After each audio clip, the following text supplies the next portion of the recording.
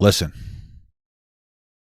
this video here has been causing a lot of outrage, and it's called The Problem with White People. The Problem with Jon Stewart. That's the name of the show on Apple TV. A lot of people have been very sensitive about it. Let's give it a watch. As you may know, as low as possible. This country has had some issues with race. You know. Oh, okay.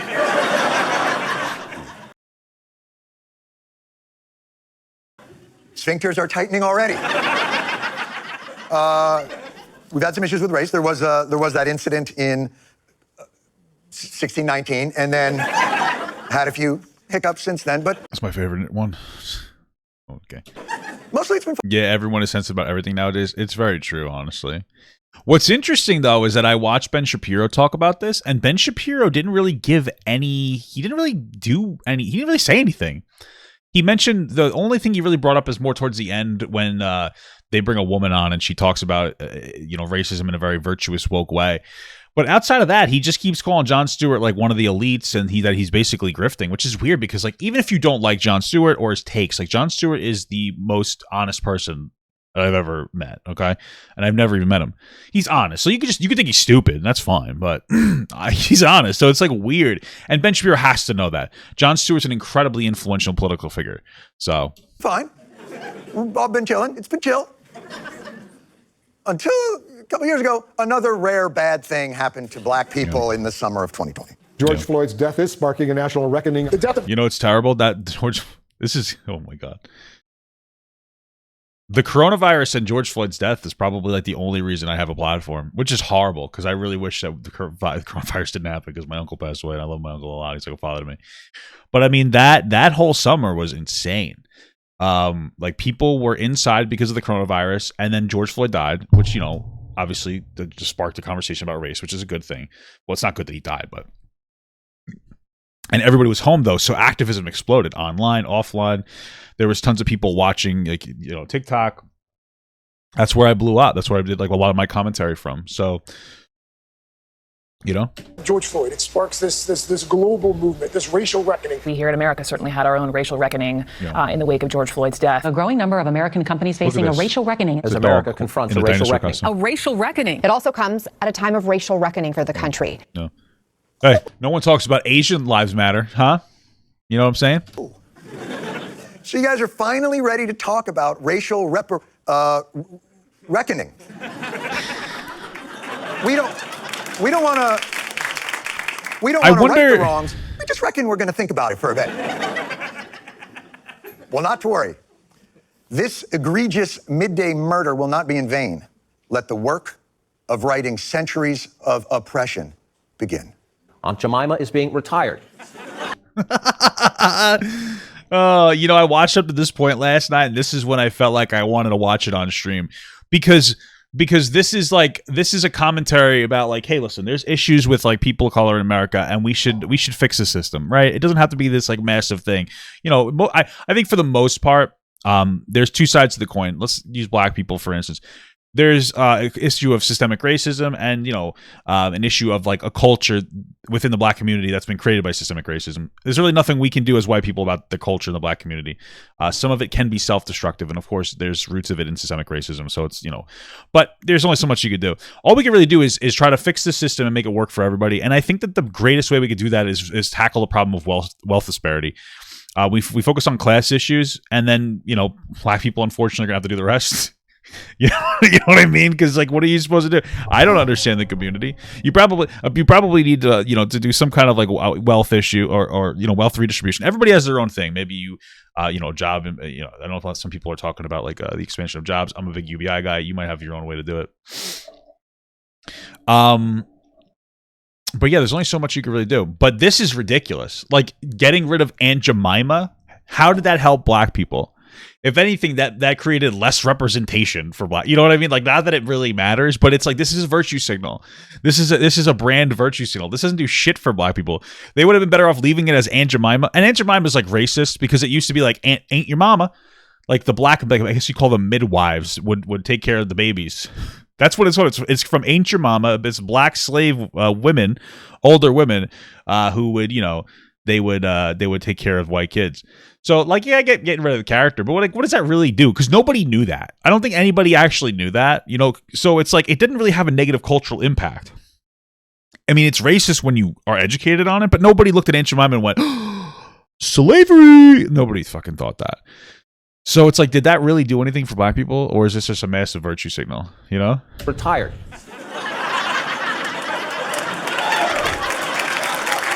Progress, am I right?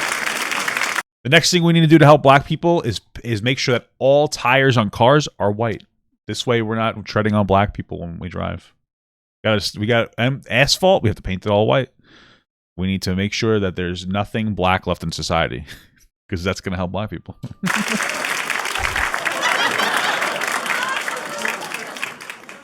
By any means necessary.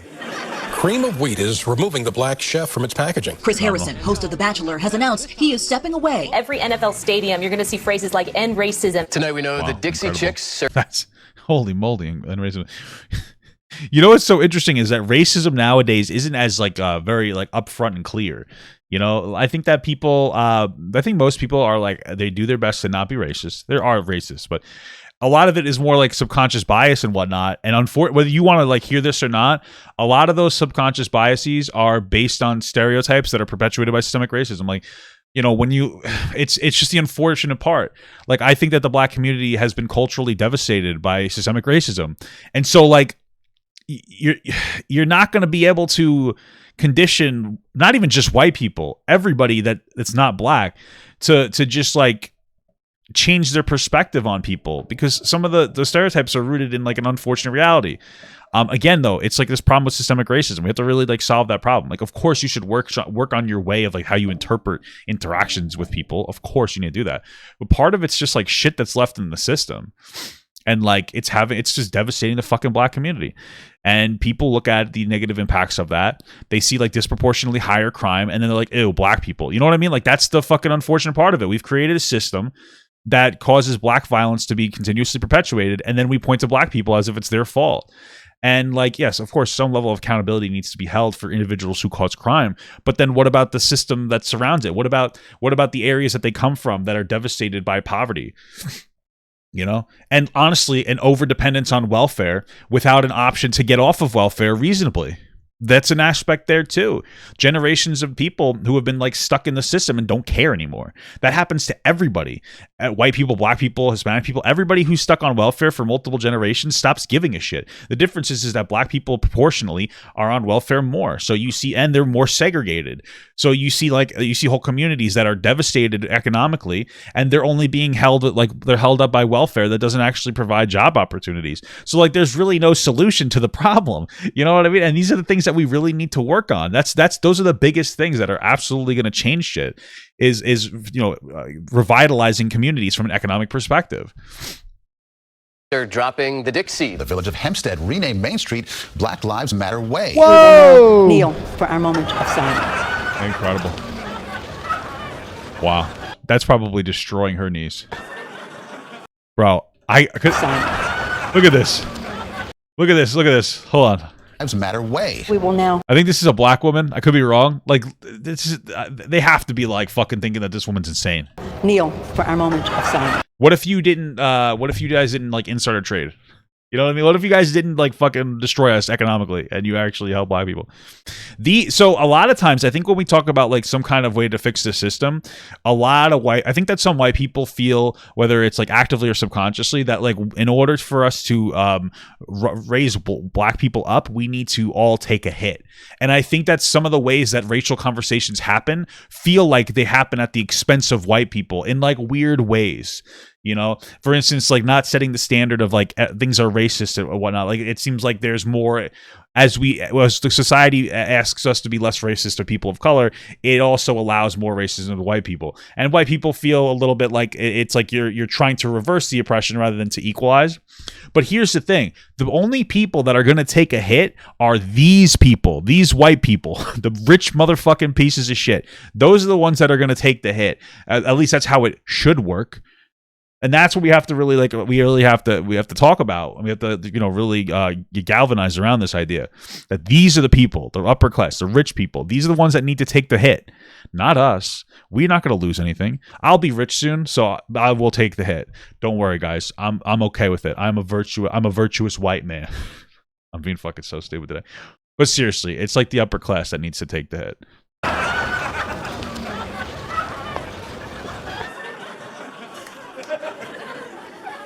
Worst production of Lion King ever.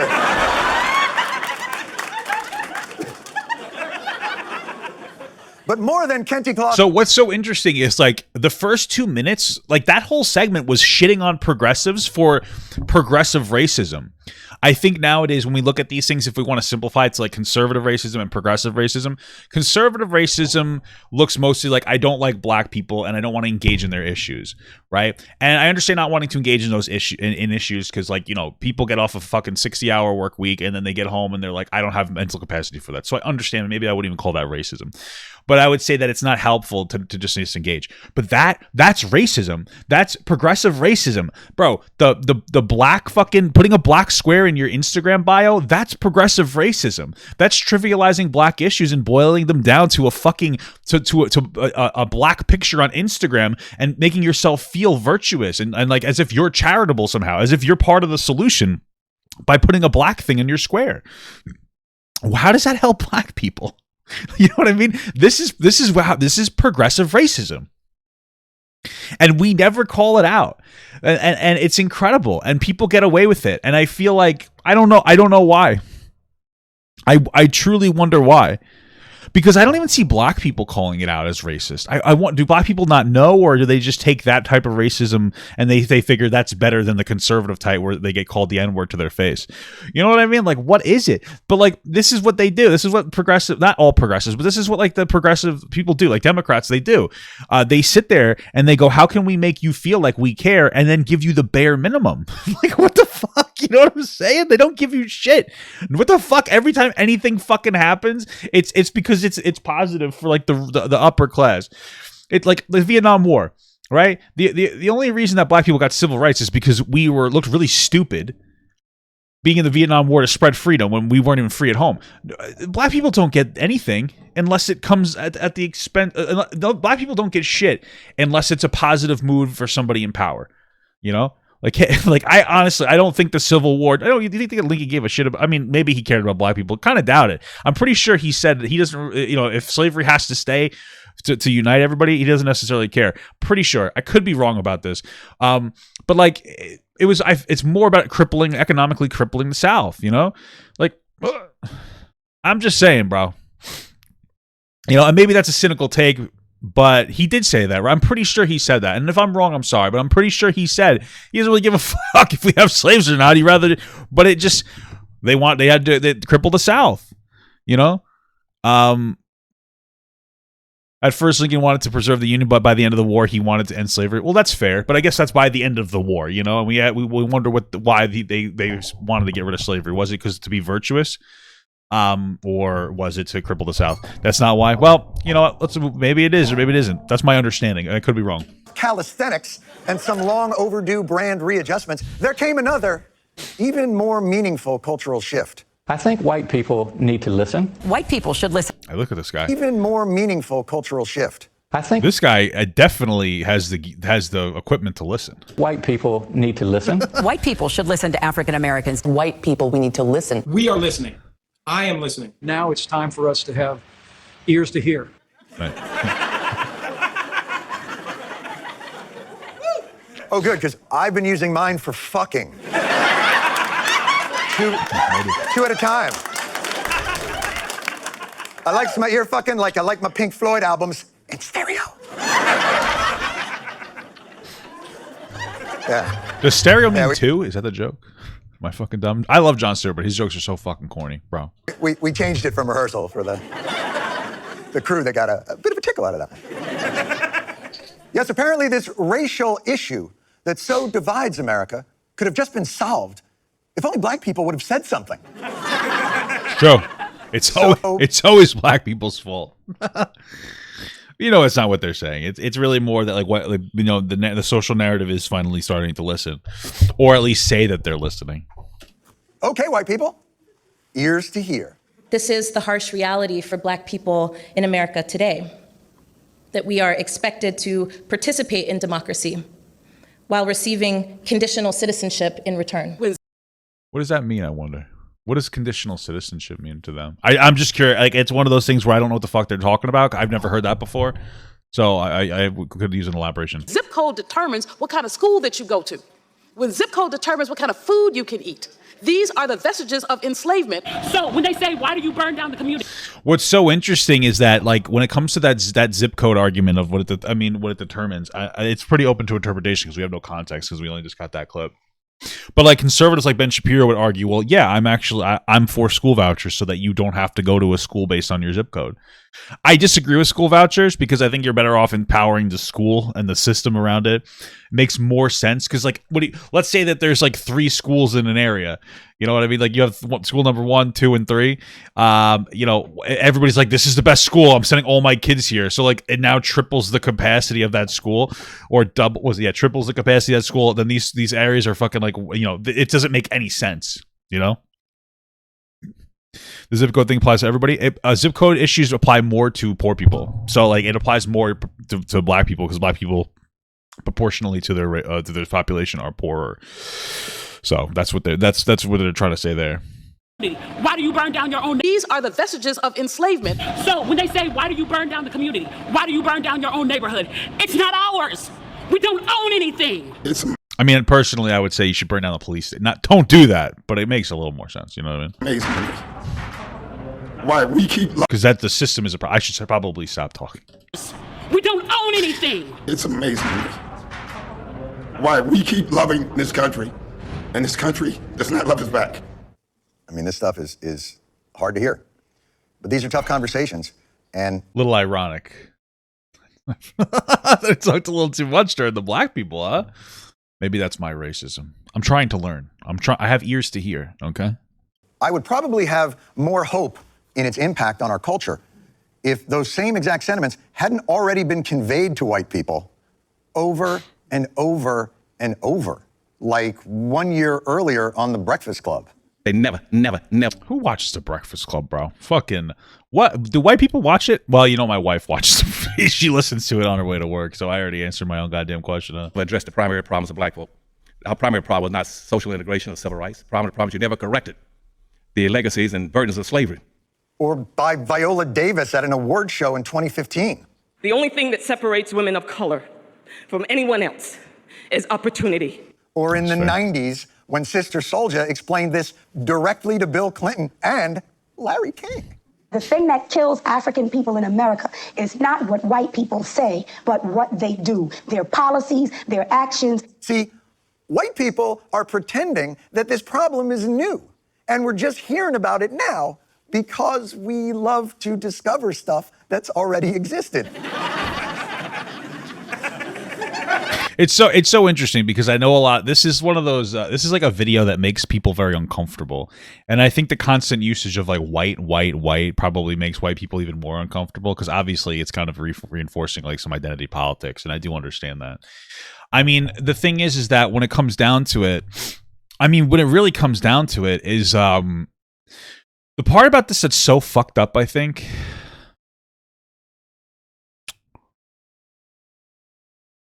Is like how bizarrely deep it runs. Because the way that a white person would have a positive impact is really by electing somebody that wants to help Black people. But more often than not, the people that white people want to elect are white. Because in order to run as a politician, you tend to have a reasonable upbringing. There obviously are outliers, but you tend to have like a pretty advantaged upbringing. And there's also a reasonable amount of segregation in Black areas. So it can be very difficult to find people who are genuine about actually changing the system in a positive way. And then I feel like everybody's up, down, left, right, and sideways are like, how do you help Black people? And a lot of it, I think, boils down to classism. I think that my perspective is that rather than trying to focus on specific programs to help black people, it would make more sense to give black people the resources to help themselves. Because, like, what the fuck? Like, imagine I was elected and, like, I had a bunch of black constituents. What the fuck? Like, what am I gonna do? Hey guys, I'm gonna. What do I do? I don't have any experience that would make me understand. Maybe I would do free lotion. Maybe I would do free. I know black people like a lot of lotion for their elbows. Okay. You probably haven't heard that racist joke before. I could have went with something easy, but I went with I listen, right? See, I know you guys like. See, I got a couple black people in the chat. They know. I know. You know how I know that? Because black people would always tell me that I'm ashy as fuck all the time. They would always say, "You're fucking ashy. You want some lotion?" And I'd say, "No, thank you." They're always very polite to me. I just don't like. I don't like smells. Like, I'm not good with perfumey smells. You know. And so, like, that's why for me, like, I really am an advocate for universal basic income, or at the very least, like, a negative income tax, because I do think that there's a lot of issues. And, you know, we could have a whole conversation about UBI, and I'd like to do that one day. Maybe, you know, have almost a debate or a conversation with a more conservative leaning person about UBI. Somebody that could, maybe even a small panel would be phenomenal. But, fundamentally, I think that one of the biggest issues with, like, our welfare system, for instance, it's not that it gives people money. It's that it gives people money on the condition that they don't do better, right? So if you're living in a poor area and you're getting money for welfare and you're told that if you get a job and you make too much more money, you could get knocked off the system. It could be very difficult to get back on. What are you going to do? You know, especially if that really poor area doesn't have a whole lot of jobs in the first place. And so it's like, and the jobs are like comparable. It's like, hey, you could either work for this minimum wage job that gives you the same or slightly more or even slightly less than welfare, or you could just go on welfare. It's like, well, what do you do? You know, it's like, it's not good. It's just not good. It's kind of our thing. America! Where did you come from? First. As a matter of fact, this shit has been said many times just by Chris Rock. Shit, there ain't a white man in this room that would change places with me, and I'm rich. I definitely wouldn't, because you got smacked by Will Smith. Was this before he got smacked by Will Smith? I think it was. Was this randomly bringing up Chris Rock? Wait, when did the Oscars happen? Well, hold on.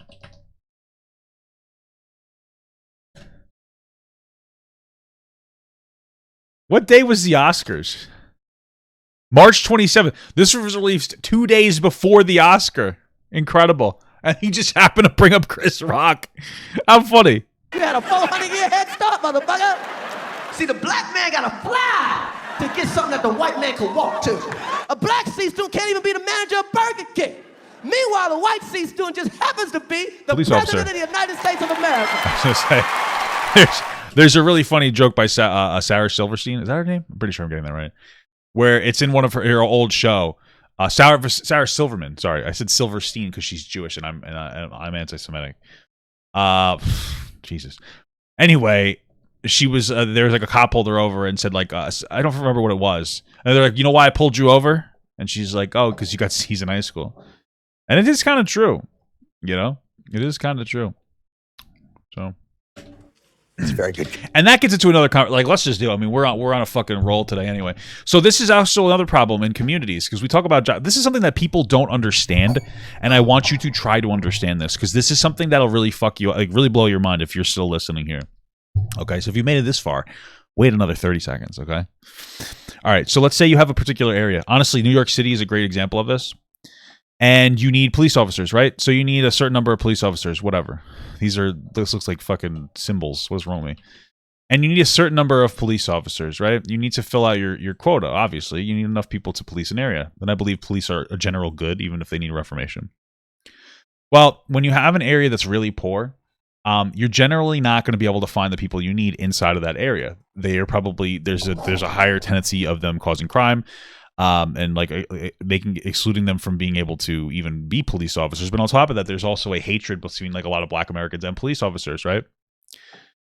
So what they do is they outsource to other places. So like they'll get like for instance, like Long Island. A lot of people from Long Island will go. And so like all across the island, they'll commute all the way to New York City every day, or like, you know, Queens, whatever, and they'll work there. And what ends up happening is like, what happens? Well, tax money's collected from these people here, and then it pays for these police officers that live over here that take their money back. And so what happens? They collect taxes here. That money goes to people who live over here, and then those people spend it on their groceries in their local area. Like, you know, maybe the dry cleaners, they'll go out to eat in the local area. Maybe they'll go golfing, like whatever sport or whatever recreational activity. They'll buy video games for and entertainment stuff from out here. So what ends up happening is money gets siphoned from here and gets pushed into here, decent paying jobs. And now this community doesn't even have the money that it's paying in its taxes to centralize or to circulate through its own community. If they were able to just simply be police officers, if there wasn't like so many issues preventing them between poor education and like really a disliking of police, and that's a very deep conversation. But if we could figure that out, all of a sudden there'd be more money circulation within these communities themselves, and they wouldn't, you know, it wouldn't be as much of an issue. But instead of that happening, it's coming out of here and it's going into here. And there's a lot of these different ways that people don't understand as to how money gets siphoned out of particular areas and shot into other areas. And that just means that these areas become like even more wealthy at the expense of areas like this. So I don't think people know how deep it goes. Canadian. But you know what? Maybe you don't want to hear about our racial divide and have it be funny. Would you rather black people invent an entire genre of music just to explain it to us? No, thank you. It's too violent. It's too violent for my old ears. Fathers of his country never cared for me. They kept my ancestors shackled up in slavery. And Uncle Sam never did a damn thing for me. Is that the guy that fucked Jada Smith? Is that the guy? Isn't that the guy who said that she would never? Isn't that the guy that Jada Smith loved and said would never love anyone else just as much as them? Isn't that fucking crazy? Like a rap activist. The only way we really, you know, and the number one association to me is the fucking shitty Jada Smith. Crazy stuff. But you know what? It's wonderful that Isn't it interesting that it seems like rap music started to be like a form of activism, and it's really gone awry. Now it's just like it's just loud noises and curse words and talking about selling drugs. How fucking crazy, man! Shit got fucked. Like I know, like Slick Rick, that kind of shit. Like that was some good activist shit. People weren't ready to listen, but white people are finally ready to sit back and listen. But damn, the black people speaking out now are just sampling the classics. Racism is so deeply embedded into the fabric of the society. Thank you, Angela. James Baldwin went all the way to England to explain it because he wanted to do it at white people headquarters. It comes as a great shock to discover that the country, which is your birthplace, and to which you owe your life and your identity, has not in its whole system of reality evolved any place for you. For fuck's sake, Frederick Douglass told white people, the rich inheritance of justice, liberty, prosperity, and independence bequeathed by your fathers is shared by you, not by me. He said that in 1852. I want to see told white people, the rich inheritance evolved all the way to England. I want to see something because, like, listen, I mean, this is really fucked up. I don't know that people. Okay, so. This is one of those. I don't think that people are aware of how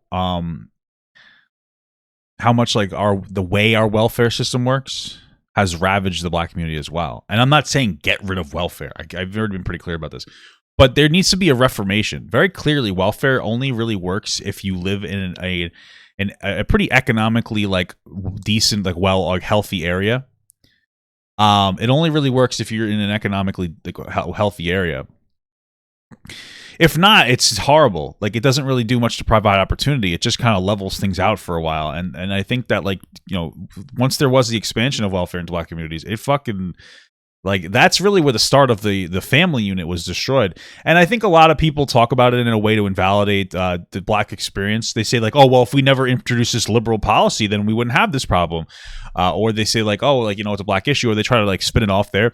Nobody really talks about how welfare was, I think that, like, kind of a negative for Black people in a way where it's like, hey, this is a clear issue of our welfare system that's broken and needs to be repaired in some capacity. It's always talked about in a way that where we need to just get rid of welfare instead of reform it in a better way. And there isn't a single progressive talking about reformation of welfare either. Nobody gives a shit. It's like, oh, we need universal healthcare. And that's great. It would help people be healthier. But I also feel like reformation of welfare and provision, like providing actual financial opportunity to people, would probably be a better step than free healthcare right now. Honestly. And I know it's a hot take, but, you know, preventative measures to not have bad health and to be more financially sound is probably a better first step than actually providing healthcare. Because, like, what is healthcare? Let's say, what is healthcare going to do for a poor community? Like, let's say, and I'm not saying it's not going to do anything positive, but what do you think would be better? Money in people's pockets and the ability to work and have less stressors in their life, or being able to go to the doctor for like free? Which I think, I know that's like a hot take, but I feel like the priority would be like a better ability to generate wealth. So, has not in its whole system of reality evolved any place for you. For fuck's sake, Frederick Douglass told white people the rich inheritance of justice, liberty, prosperity, and independence bequeathed by your fathers is shared by you, not by me. He said that in 1852. And now, I mean, I didn't hear it. So I'm actually a little young for that. 170 years later. See, I'm only 169. Suddenly we're like, hey, you seem upset.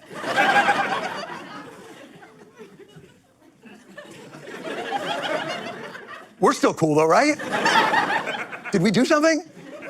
Black people have given us step-by-step instructions through the centuries. They didn't even do that with the electric slide. By the way, 3 steps and then you bend. I don't want to get into it. And yet, even after all that, the wealth gap, worse now. Home ownership, worse now. I think a lot of that is because we've been constantly going through different recessions. Like, I think, and I could be wrong, I think after the recession in 2007, before that, Black people were doing generally better. But once we were hit with that recession, it really showed us our flaws of capitalism. And I'm not an anti-capitalist person. I'm a capitalist. Like, I like capitalism. But we have to acknowledge that every 10 years or so, there's a recession. There's a big recession that fucks us and it pushes us back. And I think for the past like 20 or 30 years, it's been like 2 steps forward, 3 steps back, when it used to be 2 steps forward, 1 step back. And again, like, it has to do with like the wealth disparity between rich and poor people, just fundamentally, just in general. Segregation, worse now. On average, a white high school graduate is wealthier than a Black college graduate. Forget about them telling you even. Hey, it's good to at least I'm white. I got no skin in the game. You know what I mean? Worst case scenario, here's the worst case scenario. People watch this video that I will do commentary on, and they'll do with like a lot of like molding children do, and they'll go, well, systemic racism doesn't even exist. Like, you're objectively incorrect. I just want you to know that we're past that. Systemic racism exists, right? It may not be it's not nearly as active, but like these passive systems or the horrible negative impact of this wealth disparity it's just there. Like, there's been a profoundly negative impacts from like historic systemic racism. So if you want to debate whether it exists now or it used to exist, it still exists. The negative impacts exist. It is an objective thing.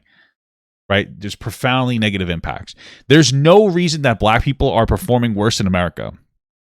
There's no reason. There's absolutely no reason for it. If there's, like, I would ask you, like, why do you think Black people are underperforming in America? You can say because you think that Black people are just less than white people, or they just haven't been given the same opportunity. Because if you gave Black and white people the same opportunity, everybody would be relatively the same. Every individual goes into different directions for the most part, in general. But for the most part, people would be like around the same area. But we're like so drastically different, you know. And so like unfortunately, a lot of people are just going to get really sensitive and be like, "Oh my God, like you're attacking me because I'm white." It's like, oh no, just like listen for a second. Like, it really boils down to like, what can you do? It's like, oh, just be more aware of it. And maybe try to elect people that are more aware of it and have like decent solutions, or you think of decent solutions and you have conversations with people and like you try to, expand the conversational point. The stark facts don't seem to matter. Black Americans should understand that if they study and work hard, they will likely succeed in this country. Just not as much as white people who don't study as hard. We have been told over and over and over again by black people that this country has never resolved the original sins of slavery and segregation.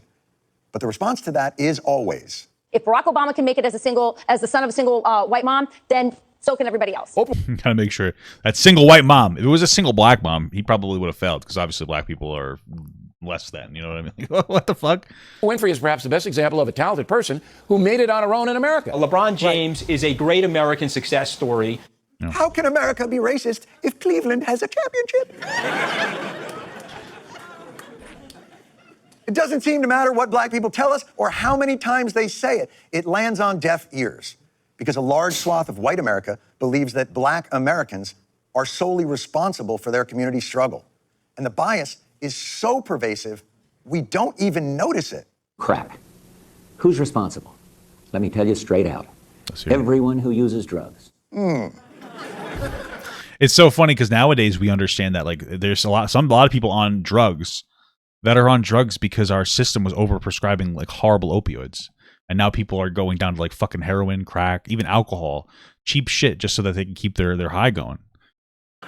And perchance, who would this everyone be?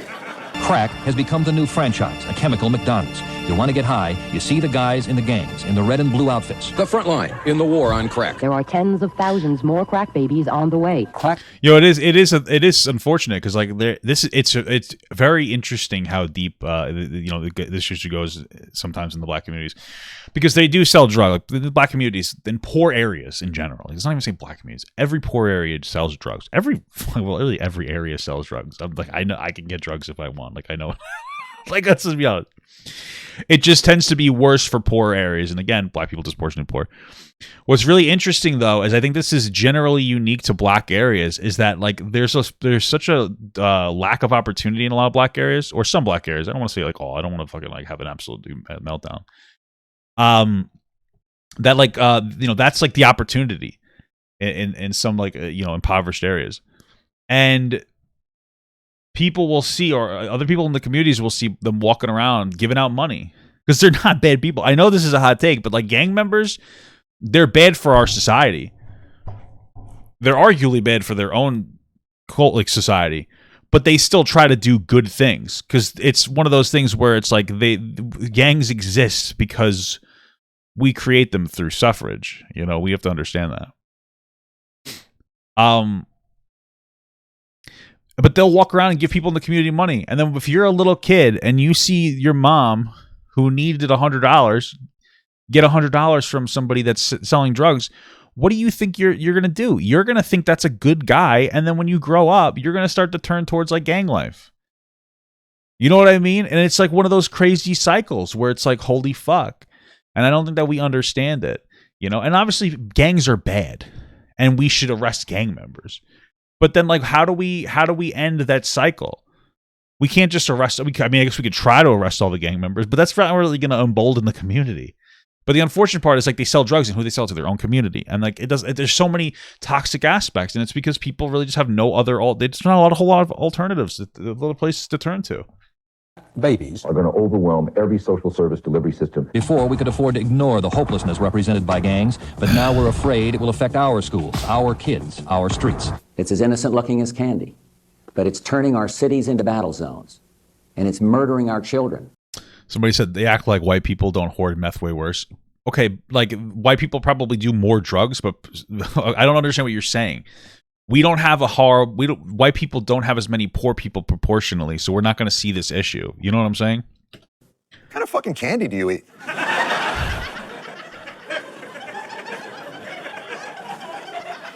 Now, this is not to downplay at all the effects of the crack epidemic, but we are currently in the midst of an equally corrosive opioid epidemic, although that affects a slightly different everyone. And how is that portrayed? America's addiction to opioids is playing out right down the street. Every type of person you can imagine. Successful people. Successful white people. Unsuccessful white people. It's kind of a white person's drug here. Isn't that incredible? It's incredible stuff. Funny people. moms, dads, grandparents, injured athletes, cancer patients, war veterans. Chances are greater than ever you know someone directly affected. Why are opioids so hard to quit? Well, that's fucking easy. It links opioid receptors and inhibits an enzyme that I'm not going to get into it right now. But the point is, it's on purpose. And the people who made it that way only had to pay a fine. But that's drugs. I'm sure poverty doesn't have the same empathy gap. Just before we get into that, like the way that we look at things, I really want people to keep in mind that when it was coming to the Ukraine, that we saw like actual news stations like in Europe, I mean even America too, where they were running these, they were saying about Ukraine, they were basically saying like, oh my God, we expect this stuff in like in nations with brown people and black people, but we have white people that are experiencing a struggle. We have white refugees like feel worse. And a lot of times that's all it takes, man. You know, at the end of the day, like a lot of people, we overcomplicate it sometimes, but like sometimes it really comes down to like somebody looks different from you. And so you treat them worse without realizing you treat them worse. It's in-grouping. Everybody in different in-groups treats people within that in-group better.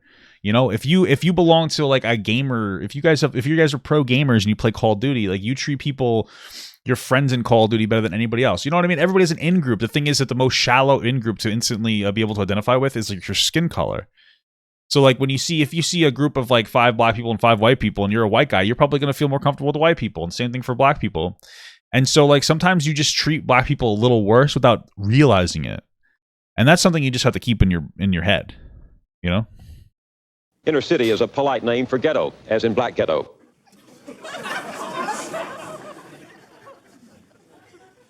And that's the award-winning PBS journalist. So just out of curiosity, why is the Black Ghetto poor? Intelligent Americans know. It is the collapse of the traditional family that is wreaking havoc in the African American community. 72% of black babies are born to single mothers. If they would start talking about the responsibilities of fatherhood. Dependency on welfare was breaking up black families. The breakdown of the black family and an extraordinarily dysfunctional, toxic inner city culture. So you notice how they talk about like the welfare, and it's a point to bring up, but they always talk about it in a way to remove welfare rather than to reform the welfare. That's the 100% of the way that they talk about it every single fucking time. And that's a goddamn shame. It's a goddamn shame that they use it's not only that they're saying that black people are just like lazy, which is what they're saying, but they're also trying to utilize black oppression to perpetuate their own narrative of taking away welfare systems that are absolutely correlated with a successful society. So it's like it goes so deep. And that they don't give a shit about black people. They just give a shit about pushing the anti-welfare movement. It's fucking incredible. Inner city. Excuse me. The politically correct phrase is Black Ghetto. Good day. By the way, how do we portray poverty in the outer city? Ruggedly beautiful and deeply poor Appalachia for decades has struggled. It's not beautiful at all. These people who live in this house, by the way, probably fuck each other. They're probably brothers and sisters and family members. Let's be honest.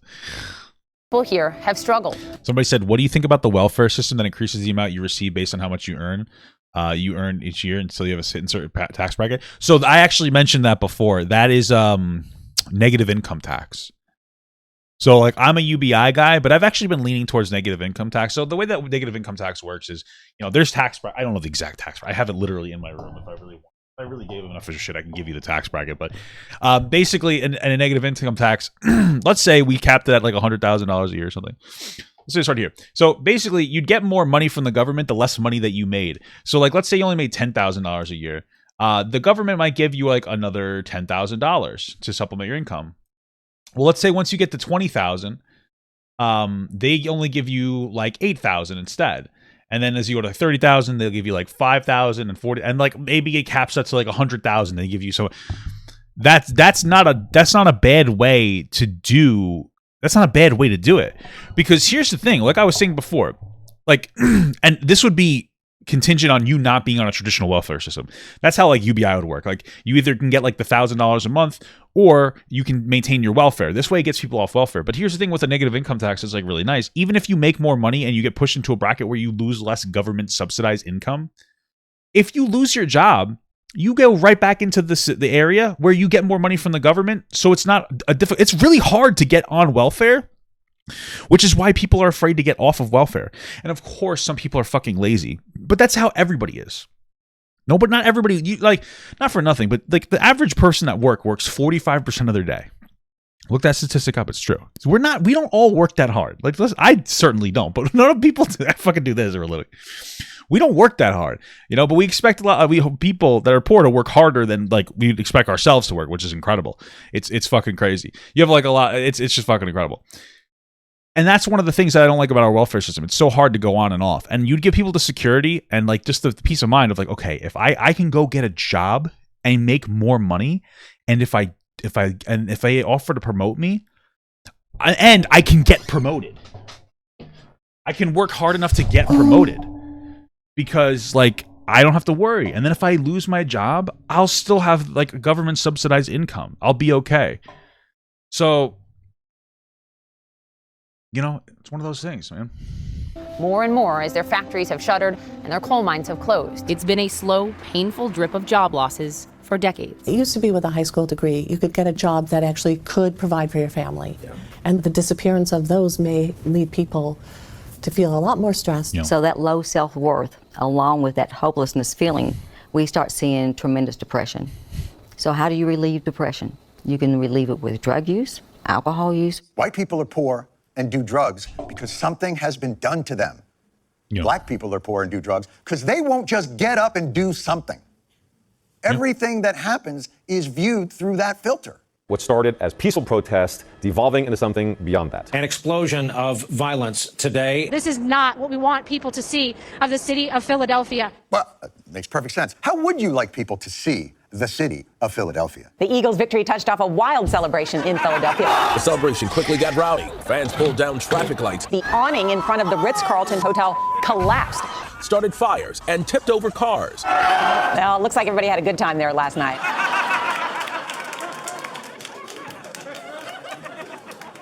And thus, the problem with white people. What's so interesting is that this hook here happened 15 minutes into the segment. And if you watch this first, it's an uncomfortable thing to watch. But if you go through the 15-minute journey, even if it's uncomfortable, because even I'm not. Of course, it makes me the problem with white people. Like it feels like a personal attack on white people. It feels that way. And maybe part of that, I think that it's meant to be provocative to get you to listen. And of course, it makes me uncomfortable. But when we just watch we watch 15 minutes of like, wow, this shit's kind of fucked up. Here's a way that our society treats people as different. What can we do to change the narrative? You know what I mean? No. I was going to stop for a second and pose so you can get your memes out. Okay. And this is all Ben Shapiro talked about. He talked about this and then the conversation which we're going to watch after this. Isn't that incredible, though? He didn't talk about the first 15 minutes of like really educating you guys on the racism of progressives and conservatives, because he did both of those by showing the performative bullshit activism of companies that, they claim to be progressive, And then they talked a lot about like the dismissal of black issues, which is something that Democrats and Republicans do. They don't give a shit. Democrats just like to pretend they fucking care, So like, what's so uncomfortable? Like it's uncomfortable, but it's like, why the fear? Why is Ben Shapiro so afraid to show us the full context? Here we go. Get a good picture for your clickbaits. That they did use that. They used this scene to clickbait. For however sincerely we want to reckon and listen, the truth is, America has always prioritized white comfort over black survival. Black people have had to fight so hard for equality that they've been irreparably set back in the pursuit of equity. And any real attempt to repair a ton of that damage, reparation, sets off white people's "they're coming for our shit" alarm, which we would know ourselves had we actually been listening. My feeling is white people have a very, very serious problem. Yeah, we're just too handsome. And they should start thinking about what they can do about it. Take me out of it. Understood. Something that's interesting that people should understand is you can only oppress a particular class of people for so long until they start getting violent. And I know when we look at riots like BLM riots and whatnot, one thing we can point to is white people exacerbating the violence and like using it as an excuse. Racist, virtuous white people who go to BLM rallies to cause violence because then they feel justifiable and virtuous, and then they go home to their surrounding areas that weren't devastated. Right? We know that that's a problem as well. But black people too, you get to a point as a class, and in general, it doesn't matter if you're black or poor, you get to a point where you don't care anymore and you start destroying shit because what the fuck, who cares? Right? Who gives a shit? And that's what's happening.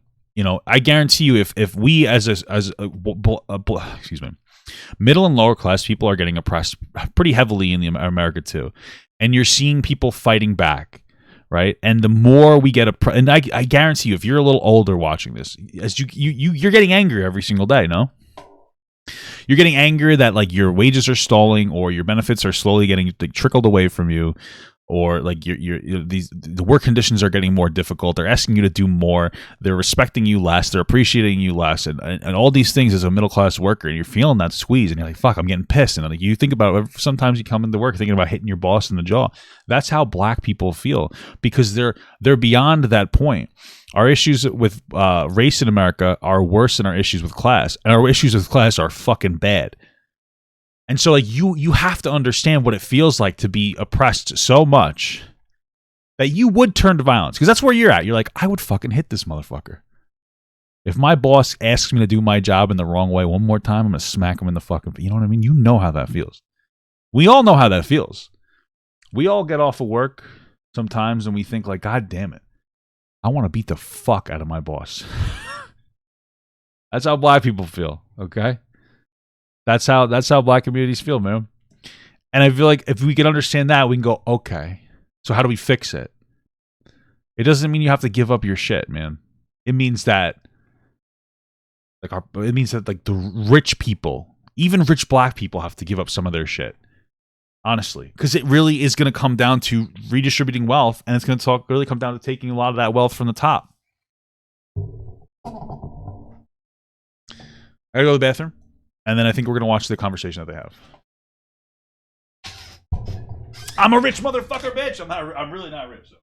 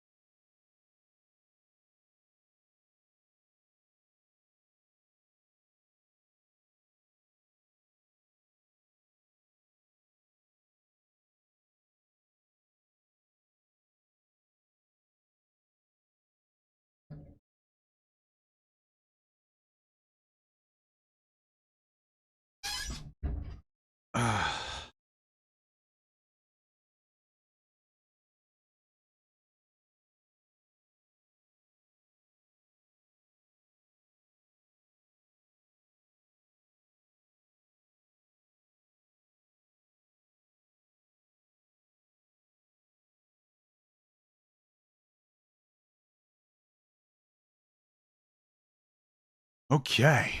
Okay. Sorry about that, guys. They got rid of Johnny Rockets at the outlets. What the fuck? Why'd they do that? Alright, close this window. It's fucking. I'm getting stared at. Should've got a water. Shit. Be right back.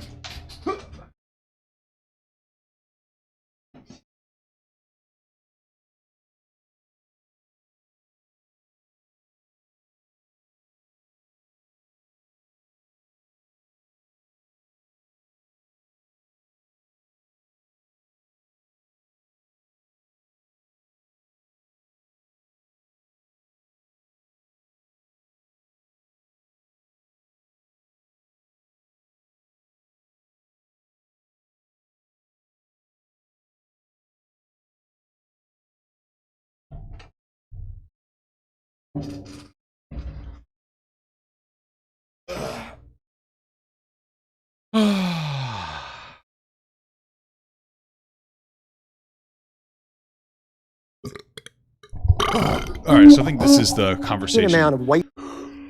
Okay. All right.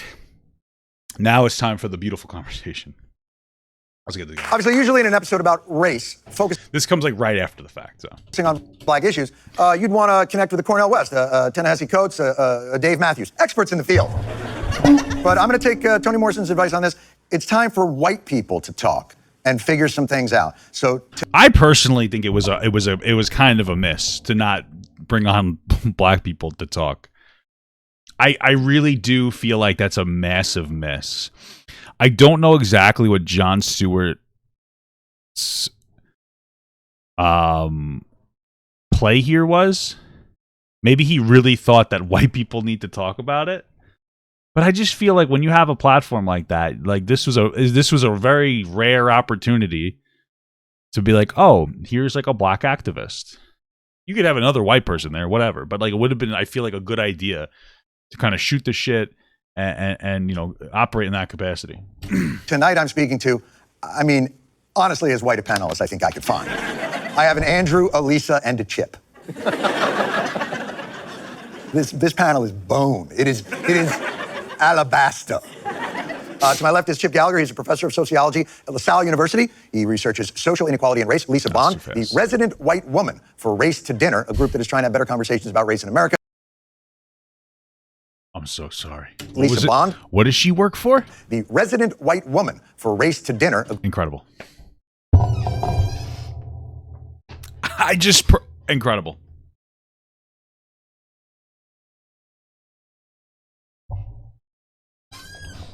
Race to Dinner?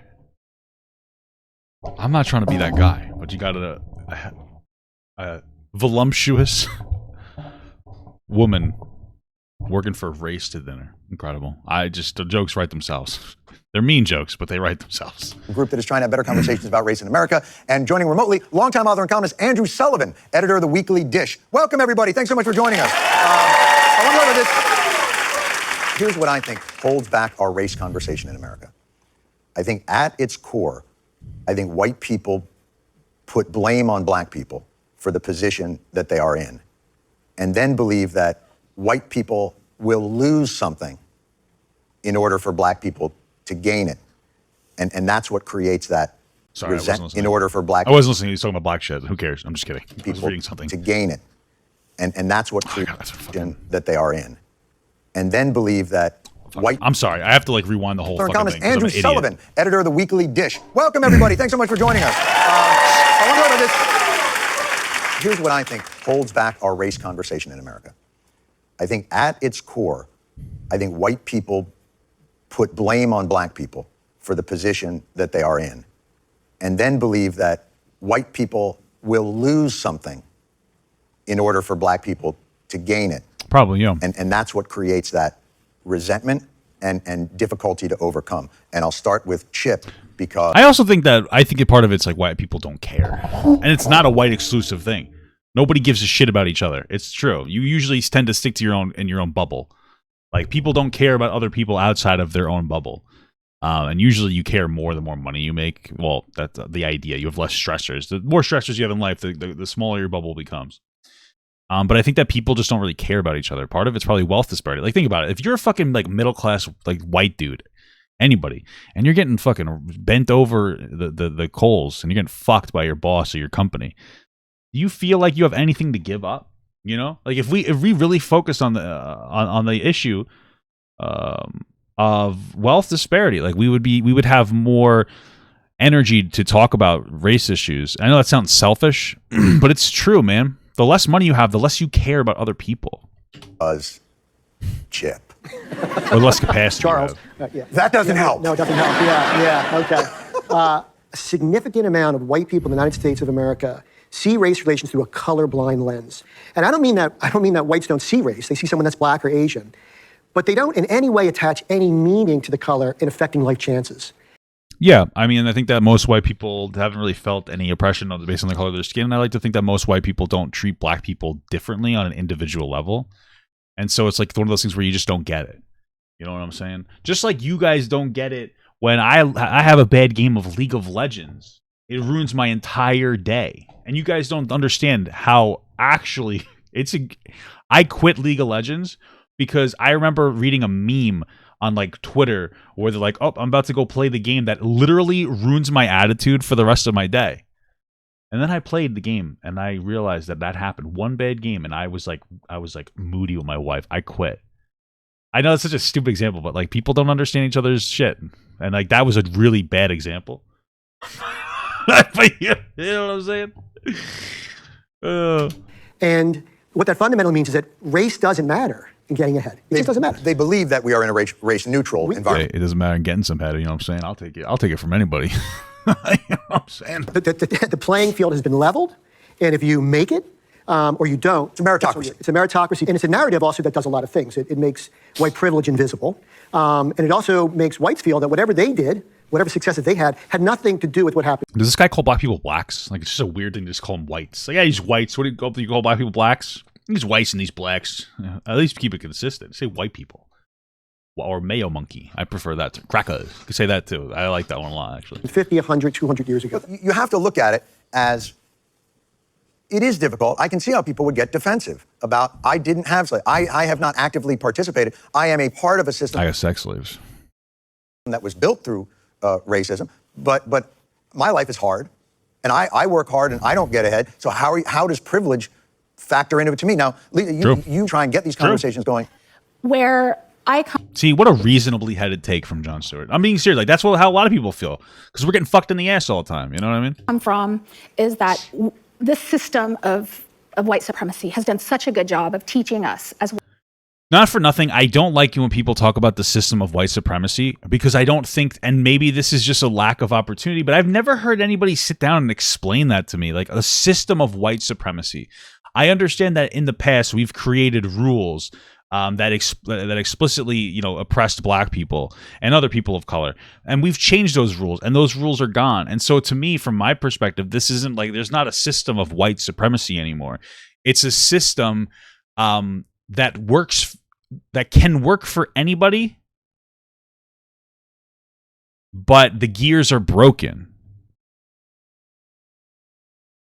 Like, we have a system where, like, if you and the way that the gears are broken is multifaceted. Some ways are lack of opportunity to particular people in particular areas, lack of education, which is lack of education is part of lack of opportunity. The less educated you are, the less ability you have to have an opportunity. And there's diminishing returns. You may only need a high school degree now in a trade to be profoundly successful. And that's a good idea to get a trade because those are jobs that aren't going to be going away anytime soon. But then it's also some of the people that work within the system, you know, like the guy who hires at McDonald's, the guy who hires at the mechanic office, whatever, fucking mechanic office, whatever.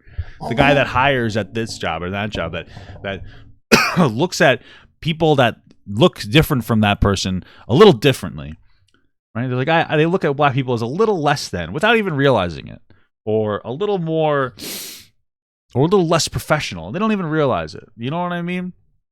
And I wouldn't say that that's a system of white supremacy as much as that's like a, I mean, we need to grease the fucking gears, man.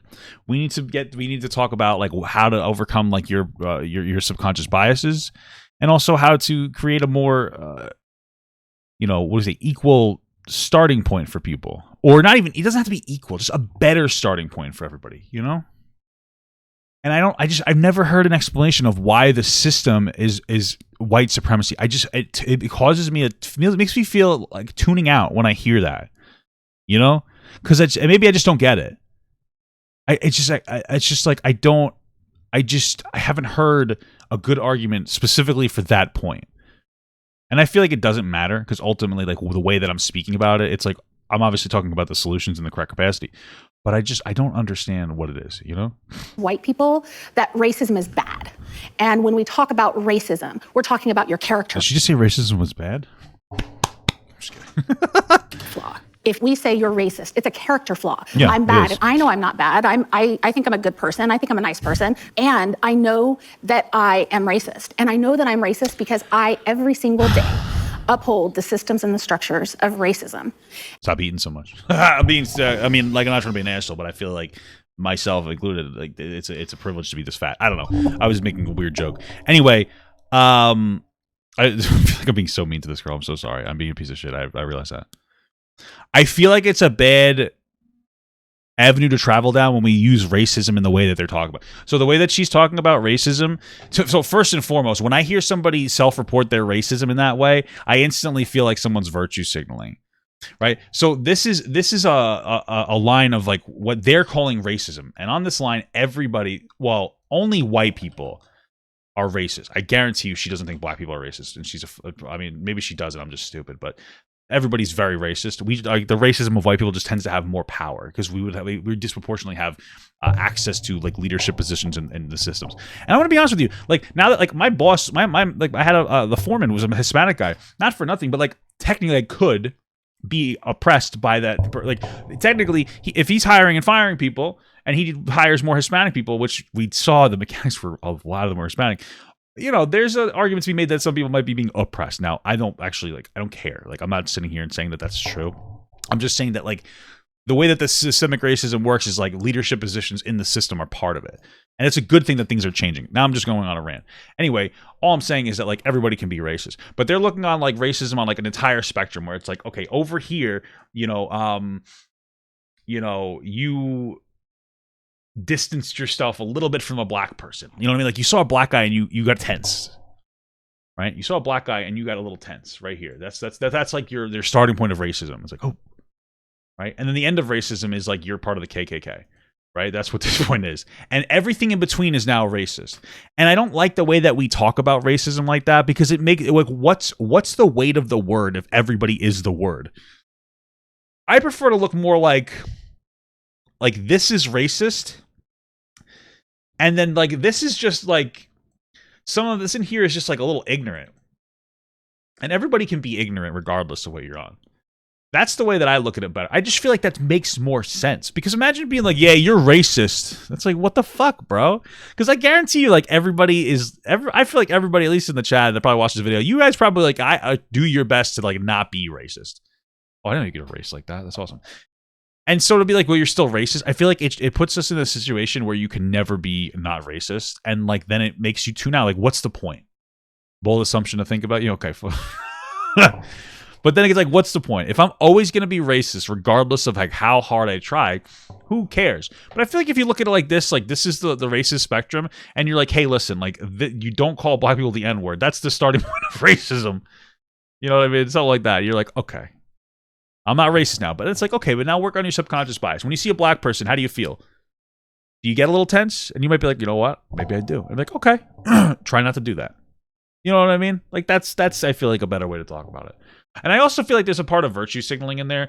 It's like the virtue signaling of like self-reporting when you're like, I know I'm very racist. You know, and it's just like, well, you know, I feel like she is actually, but it feels performative. You know what I mean? It feels like they're just self-reporting to come off as virtuous. And I feel like we're going to see a lot more of that nowadays, where people are going to come out and be like, I did this bad thing. And it's going to be like they fucking, I don't know, they sneezed in the direction of a black person once and they forgot to say God bless you or something. You know what I mean? Like that's what's, or they forgot to say God bless you to a black guy sneezing. Like that's how people are going to operate. And it feels like it's very performative because like now, you know, claiming self-racism is going to be considered like very virtuous. Like, yes. And rather than being like, yeah, you know, I've had some subconscious biases. And if we don't start having a conversation about that and about the ways that we are complicit every day, daily, if we don't talk about it, then we are never going to see movement. Explain Andrew, to me. do you think because it always gets framed on that moral level, right? Does the moral qualifying of it make resentment the natural outcome of that? I think one of the issues is that it's very hard to agree with some of the very premises that are being expressed tonight. As if everything is already settled. Because I feel like I had some valid questions. This country is, for example, a white supremacy. Well, I don't believe that. I think it's possibly the most absurd hyperbole I've ever heard. I agree. I'm an immigrant, so I have a slightly different I respect that. I think it's fucking insane to say everything's white supremacy. You know what I'm saying? Like that's view of this. I can tell you, America in 20. Look at how angry this woman's getting. Look at how fucking she's mauling. He's speaking facts, bro. Not everything's white supremacy. There's still racism we have to fix, but like it just feels very hyperbolic, like he's saying. 2022 is the most multiracial, multicultural, tolerant, diverse melting pot that has ever existed on planet Earth, and there is no other place on Earth even like it. That's why 86% of our immigrants are non-white. Let me ask you a question, though, Andrew, because I think you bring up an interesting point, and we might be getting hung up on semantics. So the fact that you're an immigrant speaks volumes. It means you chose to come here. But America didn't start that way for black people. They didn't immigrate here. They were living somewhere else, and they were kidnapped and raped and murdered and taken here. And so for you to just say this is a magnificent place that doesn't have racism is actually, I think, more of a foundation. Well, that's not what he said. He said it's not white supremacy. It's not, you know what I mean? He said it's not currently a white supremacist country. It's rooted in white supremacy. And that's the problem, is like he made a statement that that contrasts a very harsh statement about how America is still white supremacist. There's absolutely racism, and it's absolutely destroying our country. But I think it's good to not be hyperbolic, not to overuse the word, when we talk about it. Additional lie than anything else. Yeah, I didn't say that. I did not say that. You said that it's the most hyperbole. Racism doesn't exist. I said the term white supremacy is an absurd hyperbole. For most people, that means the KKK. It means no rights for minorities. Okay, and this has then been let's used define the term. Simply to avoid an argument. So let's take it. Why is this guy so heated, though? Like, I agree with him, but he's coming out the gate like hot. Step back and let's define what we mean by white supremacy. When you say white supremacy, how are you defining it for this conversation? So right off the bat, I don't like that. I think that there is, so this to me, like, and I love Jon Stewart, but to me, this is an intellectual, like, superiority type of a scenario. If you need to educate people on what white supremacy means, because you called something white supremacy, maybe you're not correctly labeling the thing. Right? Like, maybe you could say, like, hey, we have a country founded in white supremacy that still is feeling the echoes of that past in a way that's destroying the country. I feel like people would be so much more on board if you said that than if you just said everything's white supremacy. Because I feel like if because people are going to listen. You know? It's like people are going to listen. And we have to understand that, like, most people have an interpretation of what words mean. And so if you have, like, an upper class of, like, more woke individuals, people who are very educated on, like, racism topics, using terms that most people disagree with, maybe use terms that are better to communicate. Like, sometimes you can just do that. And, like, I used to work with people and, like, I worked with this dude. He was from El Salvador, and he just migrated. So he spoke English, and he spoke it well, considering, but he didn't speak it, like, perfectly. He didn't speak it. There's still a language barrier. So I would try not to use, like, certain words, not because I thought he was stupid, but because I wanted to communicate with the guy and, like, talk to him as a person, And so it's like, hey, you know what? Speak in a way that it's concise or clear for everybody. It doesn't make it disrespectful to, like, communicate with somebody else with a different experience. It's not, you can make it disrespectful, but, like, like, there would be times where I'd say a word and he would be like, oh, what does that word mean? And I would explain it to him, and then I would try not to use that word so much in my vocabulary when I talk to him. It wasn't a big deal. Like, it wasn't like he never was like, oh my God, you treat me like shit. Like, I you know what I'm saying? And so I just feel like the way to communicate is very important. And you might be like, oh well, we have to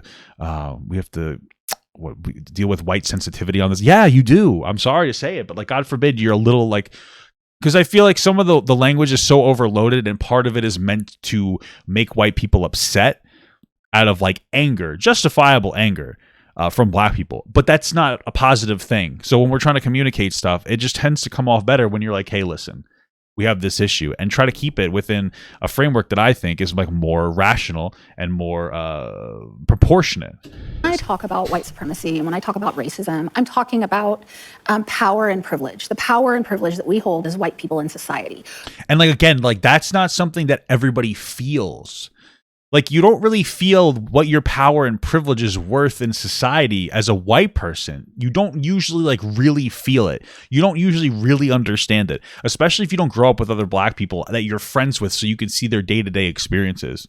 And so like, it's like it's impossible for most people to like to accept their white privilege, because like they don't fucking feel it. Like, who the fuck, like, you grow up in an area that's all white, how the fuck do you know that black people have a different experience?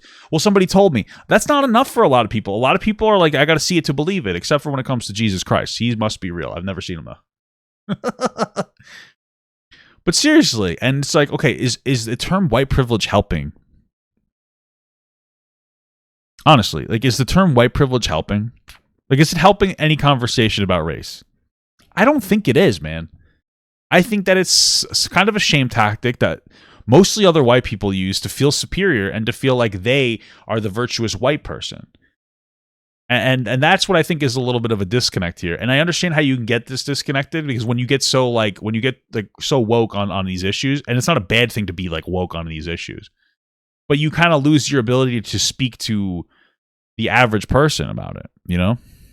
The way in which our structures, our institutions, our systems, how everything was designed with white people in mind, and only white people in mind. That's true. If you think about who is white in society, how it has morphed. Oh, dude, I'm a Jew. I was grandfathered in like 50 years ago. Right. Here's what they did. Brown people started coming, they're like, we're gonna need some Jews. And so they brought us in. Absolutely. It expands. But it does that to hold up the pillars of the systems that are in place. But you think it's purposeful? It's absolutely purposeful. Andrew, would your argument be that you don't believe that that's purposeful, or that it doesn't exist?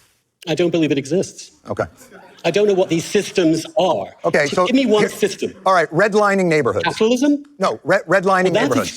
That was a state-enforced thing from Jim Crow, which is the one point at which I think absolutely is true. So you just said it doesn't exist, except for that.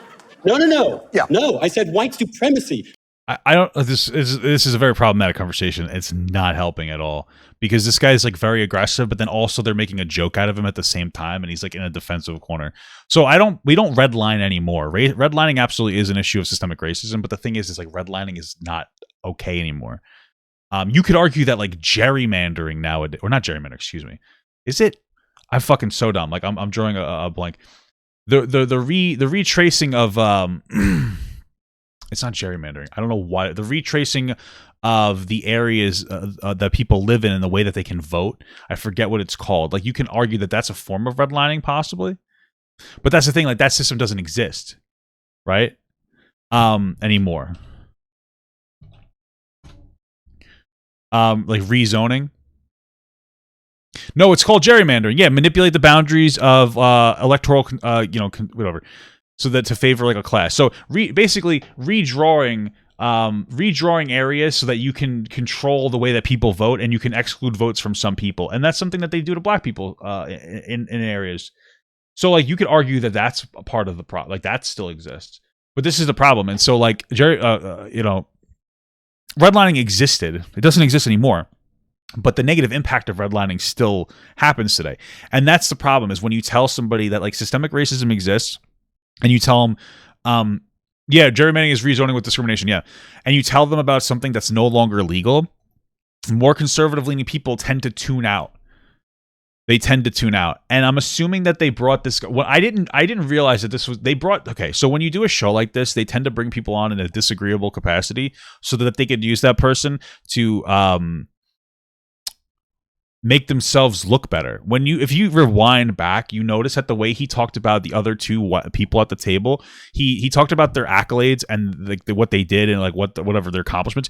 They kind of just said like he was a writer for a thing. He doesn't seem to be like the absolute best person to do this with, and it makes it a 3v1. Well, it's a 4v1 because the audience is a person, and so you got the audience and that these other two against him. He's already in a very defensive position. This isn't going to create a healthy, comfortable conversation, and I don't think that the way that they're communicating to him is going to make anybody go like, oh, oh, I get it, Doesn't exist. But, so when the New Deal was passed, right? When the New Deal was passed, black people were explicitly not allowed to have those loans. When the Homestead Act allowed white people to get an enormous wealth of land and be able to farm it, black people did not have access to that. When slaves were freed, when Social Security came, black people, when the GI Bill, black people were not. So when black people did get access to slavery being ended. That's the only thing they got. Say to me, I don't get how this exists. I'm just having trouble figuring out, like, I mean, you're a bright guy. Like, what the fuck are you talking about?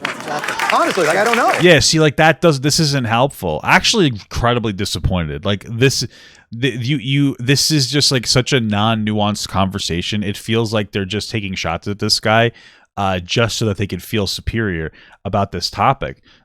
These, no offense, all three of them are horrible at communicating to people that don't agree with systemic racism or that it exists. There's no attempt to be communicating. I agree with Jon Stewart's message, but I think at this point that we've gotten up to, it's clear that like the reason I agree is because I'm generally like I've done my best to educate myself on these topics, so I know what they're saying. But now we're getting to a conversation about how to get other people to understand what they're saying, and they're just failing emphatically. And this is the disconnect. This is how it displays itself in the inability to explain to like the working class Joe Schro, the working class person, like, hey, this is how these issues exist. You have to be sensitive to, like, yeah, the fragility of people or the uncomfortable nature. Everybody gets upset about things. Like, you know what I mean? It's not easy to learn new topics as an older person. So, and it doesn't help when you say something like that, and then the audience claps, and then the guy's like, "What the fuck?" And I don't mean to attack you. I'm just confused. First off, the false analogy is this: equating 250 years of slavery and then 100 years of Jim Crow with the immigrant experiences of white Europeans from 1870 to 1924. I grew up in a Italian Jewish neighborhood in Philadelphia, working class. But you know how these folks made it? They got jobs in the government, civil jobs, cops, union jobs. Why don't you look at the guy that you're referencing? I find that to be like profoundly disrespectful. These were all off limits. If you were brown or black, forget it. Here's the real deal about everything, is that whites came to believe that everything good, the jobs, the land, the suburbs, it was theirs. And when blacks try to encroach, that's when you have the pushback. That's when you have riots about busing. That's when you have terrorism. So I don't know, I get Andrew, I know Andrew's history, but like, I don't even remotely understand what he's saying about American history, because it is not in any way, people that have studied it, this is nothing like what he's talking about. No one is denying this awful history, nor is anyone denying. Great. So let's talk. See, I don't think he's been able to have get a point out. This is really bad. This is Jon Stewart missing the mark so hard. This guy represents, I would argue, the majority of white people, and instead of letting him talk, he's being railroaded the entire time. This is pathetic. This makes me lose a tremendous amount of respect for Jon Stewart. This is horrible. Effectively about what we do about it. I think the conversation is then this. We have an awful history. Its remnants are still felt today. We also have a great history, John. Say it again? We also have a great history. But I think you're minimizing it. You're suggesting that because I think by calling today white supremacy, you are minimizing actual white supremacy. I agree with that. Have an incredible diversity to get them all American history as racist. I disagree that you're generalizing all white people. The systems that were racist that were put in place. Systems. Yes. The systems that were put in place. I'd like you to explain exactly what they are. Well, I thought I explained it earlier about the GI Bill and about the New Deal. That's one thing. I want to know about these systems. I just explained it. Housing. That's food. one, and I've agreed that. Andrew, you're not living on the same fucking planet we are. Honestly. I really don't think you are. I think you are not living in the planet most Americans are, which is why this kind of extremism, this anti-white extremism, is losing popular support, is creating a backlash, is going to elect Republicans and undo a lot of the good you think you're doing. He's not wrong, honestly. I mean, I don't know what to tell you. He's not really wrong. I think that like one of the thing, the thing, like I was saying before about, like, she calls everything racism, and like racism is a spectrum, and that's fine to think that. But when you tell everybody that everything they do is racist, is the best that they try, then you're going to lose them. This is one of the problems where you go so far left, you have conservatives to pop you back right. Now, conservatives in America are fucking insane, and I think that's because Donald Trump ruined the conservative party. He ruined Republicans, and that's unfortunate because I think that conservatives in other countries are more well-rounded. Conservatism? I don't know, whatever. Conservatives exist. The existence of conservatives is a fundamentally positive thing. The existence of progressives is a fundamentally positive thing. What conservatives generally do is they obviously hold on, which you go, well, that's a bad thing. What progressives do is they want to progress, obviously. However, there is such thing as progressing too far, too fast, and in the incorrect direction. And so conservatives push back in a way that's like grounds people in like reality. There's an ebb and flow here. But the way that they're explaining this perspective he's giving me gas, isn't helping. And it's the same thing about the conversation that we're all having now about trans women in sports, where it's not even that people disagree now, or they do, but it's that if you don't agree that trans women should be in sports, if you don't agree that neo-pronouns should exist, then you're somehow transphobic. And it's like the goalpost has been shifted so far that the rubber band's going to snap, and people are going to be like, fine, I guess I'm fucking transphobic. I don't care. Because you're constantly shifting the goalpost, and this is what's going to happen. And like, there are very positive things that need to come out of the progression that we're talking about. But we're seeing in real time progressive individuals who are destroying the message. Is it bad to not believe in neopronouns? I don't believe it. Neopronouns are fucking stupid. I'm sorry if anybody's listening, but I'm not going to call you dearkin. I'm totally fine. He, she, they, them. I'm totally fine with that, but there's really nothing outside of that. I don't care about anything outside of that. And I feel like they don't even realize it, but they're hurting the conversation around race right now. Happens when you don't talk about it. This is what happens when white people don't talk about it, is you have racist dog whistle tropes like this that actually perpetuate and perpetuate and perpetuate. So I did not come on this show to sit here and argue. This is horrible dog shit, bro.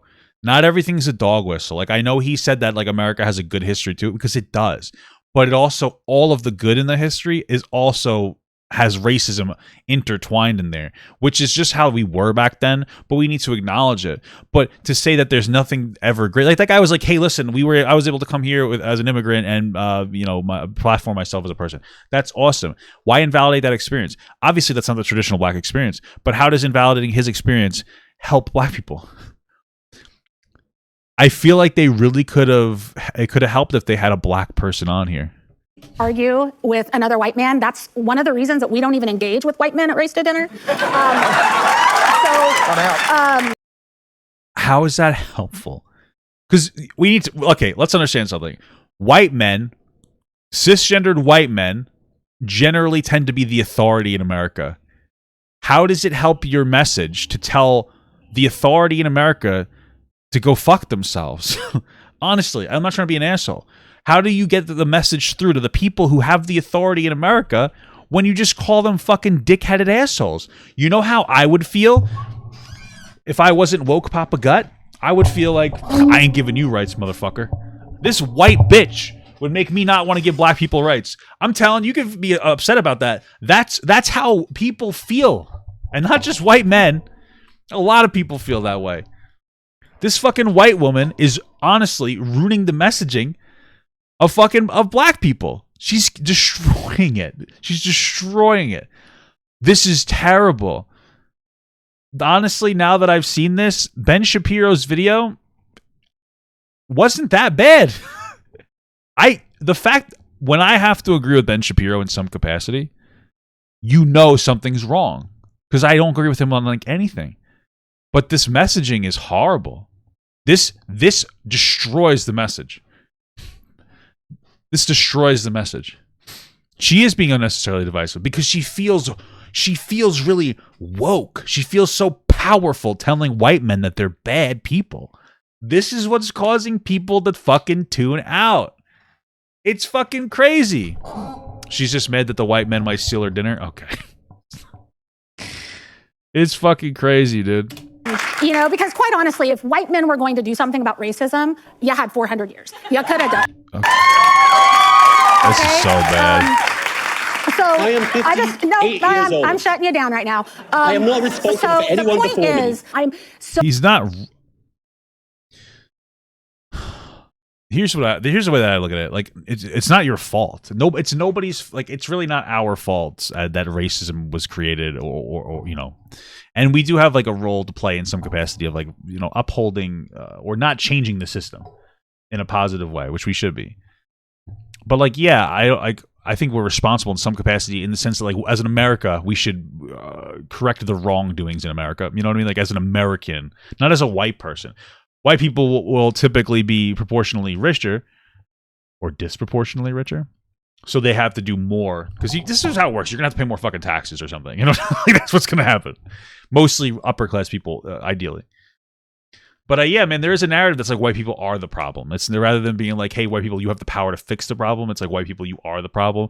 And it used to be white people can fix it, but they're just not. Now it is white people are the problem. And this is the problem here. So tired of just engaging in this conversation and this deep hurt that Andrew has about talking about racism. Then don't engage in it because you're ruining it. You're devastating it. You are a net loss to the conversation. You are somebody that other virtuous white people look to make them feel better about themselves. That's evident on this stage. This is fucking horrendous. And Chip, God bless you, but I'm going to put everybody in the thing. All of us white people do this. I don't care if we say we're abolitionists. I don't care if we say we're progressive. I don't care if we're literally members of the KKK. Every single white person upholds these systems and structures of white supremacy, and we have got to talk about it. They still haven't told us what the current upholding of those systems mean. They brought up things that are no longer in existence and haven't explained how they still have a negative impact in a deeper, nuanced way. They haven't brought that up. They're just pretending that you should have these conversations about race with people as if they have no understanding of anything whatsoever. In any capacity. You need to start from square one with everyone. And if you're tired of the conversation, you're worthless. You are fucking worthless. If you're tired of having the race conversation and you don't want to start at square one, if you don't want to explain every single time you talk about racism, if you don't want to sit down and explain the beginning point to the end point in a way that is easy to hear and a positive in a positive way, you're fucking worthless. You're worthless. You are fucking useless. You are useless. There's no reason to exist as somebody who advocates for black issues if you're tired of having the conversation with the people who need to hear it. This is the fucking problem with white people. This is the problem with white people. I'm talking about her specifically right now because she said she's tired of it. It's fucking incredible, bro. It's fucking incredible.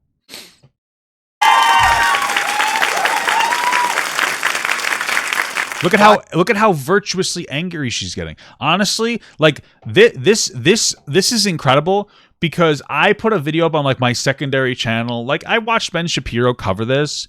And I was like, oh, Ben Shapiro, you're just fucking blah, blah, blah. Bro, dog shit. I did not do my due diligence. I just deleted that video. It is not worth having up because this is so bad. This video is dog shit. This is white people. This is virtuous fucking white people jerking off on black issues. You're using black people as fucking pornography right now. You're using black issues as fucking virtue porn. This isn't helpful. This is some fucking bullshit. You're using it as just fucking virtue porn, dude. This is horrible. This is fucking terrible. I could finger snap. I would getting finger another snap apology. right now. Shut up. Yeah, this one will be with tears. Let's remove it then from the. Calling me a racist, John. You've been doing a pretty good job with it yourself there. So But Andrew, I'm speeding you're this up. taking This is words so bad. out of context and blowing them out of proportion. So They're literally doing that thing, bro. Oh my God, it's that's what they're doing. They're using words that aren't out of context. They're using the word white supremacy out of context intentionally to be as inflammatory as possible, so that people are like, "Oh, what the fuck?" That's what they're doing. And then when he tries to course correct, and I'm on this, I agree with them more than him. But like, this is the guy you need to convince. This is your fucking uncle at the dinner table, okay? You have two options. You can either continue with this bullshit, divisive, fucking nonsensical rhetoric and get nowhere, or you can engage properly. Guess which one they chose? so that you don't have to deal with having to figure out a way to deconstruct the barriers that were put in place for black people in this country and give them a better chance. Your opening segment was brilliant. Brilliant. Yes. Biggest reductionist, one-sided, completely biased position. Yes, Andrew, you are correct. And I wondered, have you lived in the same country as everybody else the last 30 years? It was a straw man that you created. Andrew, a total straw man. You can in which appreciate every white things. person was bad. Let me just every black person had the same position. You can appreciate where you live.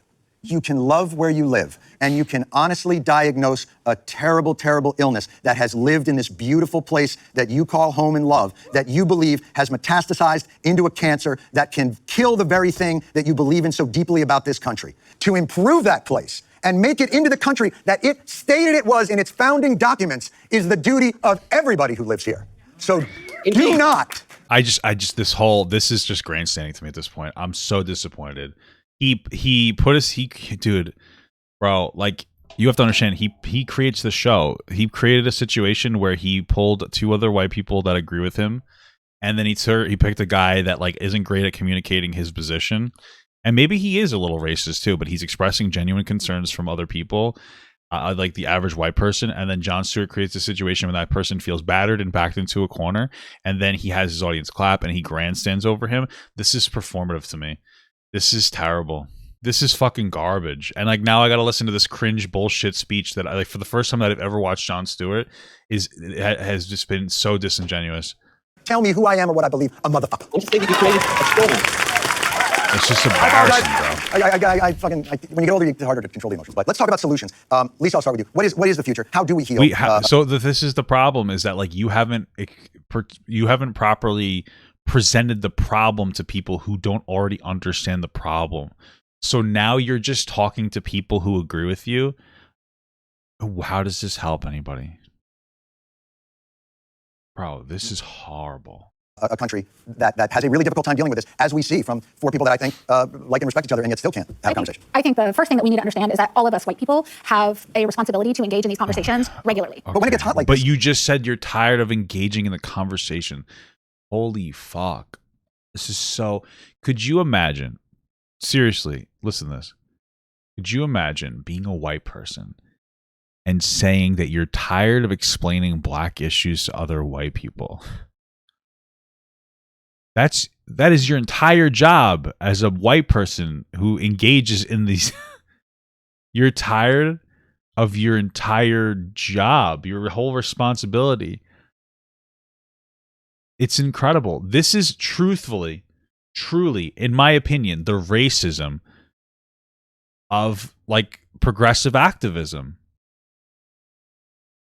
It's generating scenarios where you can morally grandstand over people and you can yell at people and you don't have to clearly communicate to people, try to express the problem in any real capacity. This is it. You get tired of the conversation. Shut the fuck up. You're worthless. You're not helpful. And you want to know what it's the biggest issue is because white people think that they're allies. That's the problem. White people say, I'm a black ally. And then they operate in the way that they feel is the most virtuous. But like, you shouldn't be labeling yourself as a fucking black ally. No offense. Actually, full offense. Jon Stewart didn't even pull a fucking black person on to talk about this. Why not? I think it's a bullshit fucking excuse to say white people need to talk about race. Shut the fuck up. How do we solve complex issues in the black community? Well, let's have four white people talk about it. It's fucking terrible. Like, it's just so dumb and performative. It's frustrating. What do? How do you back out of that and remind everybody, like, hey, okay, let's take a breath. I think we're all decent, good-hearted people who are trying to do the right thing. We differ in how to do it. Yes, I think that we have to know that we have to hold people accountable, but we also have to what is hold that them with grace and with compassion. And what the fuck does any of this mean? What is it? What does that mean? These are just words. Dude, you could have fucking wrote an email. I would have read it and I would have said, okay, and I would have moved on. We have to do each of them. You know, to Lisa's point, I think at the individual level, there are things we can do. At the big level, okay. What do we do? Is that a lot of racism, when you strip it away, it's about someone trying to take my resources, and status is a resource. We need something akin to a New Deal, to something to a Marshall Plan. We basically, instead of building another B-1 bomber or another carrier, basically we invest in our infrastructure, schools, bridges. I mean, the list is very, very long. Right. Andrew, I would think that's something actually that might... There you go. That's finally a thing. Okay. Appeal to you in terms of rebuilding infrastructure and things, because that's not based on it, but it's rebuilding areas that are entrenched in poverty and those things. It can be, absolutely, yes. But I'm sorry to say, I think just white people talking about this endlessly is not going to help actual black Americans who deal with it. I have certain ideas about it. I think we need to focus intensely on young education. I think education is crucial. I think figuring out a way to help black kids have a stable family. The truth is, how is he wrong? Hey, we need to provide really good education to kids in the black community and help them stabilize their families. He's not saying that the broken black family unit is fucking black people's fault. He's saying that we need to figure, bro. Look at the fucking data. People that have moms and dads that are married just do better. I don't know what to tell you. If you fucking cope, okay? Just because you grew up fatherless doesn't mean that you're fucking right, okay? That's the reality, okay? He's like, yeah, we should figure out how to educate young black people so that they have the fucking ability to get good jobs and help them maintain the family unit. Okay, now he's being vague about it, but holy fuck, she's fucking so irritated about this. This woman is fucking terrible. I did. I'm going to say something to you, Andrew. You really are. I didn't grow up in a stable family. I grew up in a single-parent family. And so, I'm just telling you the data is that 30% of African Americans don't have this. It's the biggest factor in getting people into college and succeeding in life. And if you ignore it, we're going to let these black kids down. I think, Andrew, what I'm hearing is like the family, the pathology of the black family. That was the line. It wasn't the black family. It was the structures. In the 80s, it was crack. It's disinvestment. It's white flight. Family stability. There's an element of economic stability. I wish, I'm not slowing the video down. This video's garbage, and I can hear it. Why don't you press him? This is what you do. What he's saying, you press him and say, what does it mean to you? How would you empower like the family unit in black communities? Because if he says, oh, well, black people just need to do better, then he's just like, yeah, he's just being a fucking idiot. But he might say like, oh, well, I think that we need to implement education. I think that we need to do a better job of incentivizing people staying together. I think that we need to reform welfare. I doubt he'd say all of these things. But like, that's what you like. What is it? It's not just what you're saying. It's why you're saying it. And family stability. And like, that's lost in your conversation. I feel like your defensiveness and the tropes that you use about the black family being the cause of entrenched poverty in that community ignores why those families are broken up in the first place. And that's mass incarceration. And that's the way that we view the crack epidemic. But you didn't press him on what he meant. If one of the things he said is we need to deal with, like, we need to reform the prison system, like, you don't know because you didn't fucking ask him. Like, you didn't give him time. He said a thing and then you interpret it as the worst case scenario in a way of disagreement rather than pressing him saying, what does that mean to you? It's such an important question. Why don't people ask, what do you mean? It's so basic. Like, are you so offended? Like, do you feel like you're going to feel like an intellectual inferior if you ask somebody to clarify? What happened to just be like, hey, can you clarify? Like, this is such a toxic, worthless conversation. And that's the economic opportunity over generations that was fine. So you keep trying to remove things from their historical bearings, and I just think that's no. If you can't diagnose the problem, you can't fix it. We need to think about how we help the family restructure itself because it's okay, key. Let's boil it down. Why do you think the family got that way? No, don't ask him why dude. Listen what he just said. You can't fix it. We need to think about how we help the family restructure itself because we need to figure out how to help the family restructure itself because it's key. Okay, what does that mean to you? Don't just how do you do that? What does that mean? How would you do that? Does that mean providing like economic opportunity? Does that mean investing money into black communities for like black-owned starter businesses? What does that mean to you? I like ask him these questions. Like you don't even know what he's saying. What does it mean? It's just like this is such a shallow conversation. There's no depth. This doesn't help anybody. Nobody's fucking learning anything. It's key. Let's boil it down. Why do you think the family got that way? I think because of our horrible dog shit welfare system that was put into black communities that were already disproportionately poor. I think that's why our welfare system sucks and we need to reform it. Universal basic income or a negative income tax, money directly into people's pockets, into people's hands, tons of money that it's basically an investment, but instead of investing into a specific one, a lot of money into one person, you invest a little bit of money or an okay amount of money into a lot of people. Like, imagine that. I know that there can be negatives to UBI, and I'll have conversations with people about it, but think about it. Imagine it worked. And you gave somebody $1,000 a month. No, it is just money. It is really just, it really starts with money, giving people the power to have power in their own hands. Here's $1,000 a month. Spend it in the way you want. Guess what happens? You have money circulating through the local community. Right? That's a huge difference. That pulls people away from feeling like they need to go and do alternative illegal things. That allows people to have more money so that the job that they're working at, they feel more valued for. It gives people a breather. It lets people go out once a week and actually have a nice night. It allows people to just fix their cars. Poor people spend their money. It allows them to spend their money, and it provides more job opportunity. Because if you put $1 million a month through a UBI into a community, guess what? Businesses want that money, so they're going to move there, right? So let's say more supermarkets pop up. That also helps end the entire issue. That also helps end the issue of like food shortages, of like food deserts, right? There's so which is going to contribute positively to health. You see all these different things that are happening. Your teachers are going to have more money, so they don't want to feel like they have to work an alternative job at the same time. They can do more. Parents are going to be able to stay home and actually like help their kids, so that maybe they have more time to get their kids through high school, or make sure that they go to their school and stay in school. Because you know what? Some issues are some communities don't have a whole lot of significance on schooling because they don't think it's going to amount to anything. And some people shame other people for doing well in school in these communities. It's something people don't want to talk about. And of course, these are all an issue of a historical systemic racism, but they still manifest themselves in this way that's incredibly toxic. And so what you need to do is you need to provide financial opportunity into these particular areas. And no, so I don't think social workers aren't just going to magically help families stay together. Okay. Why do you want to know why families are breaking up? One of the big reasons why families break up when they're poor, because single mothers get more fucking money.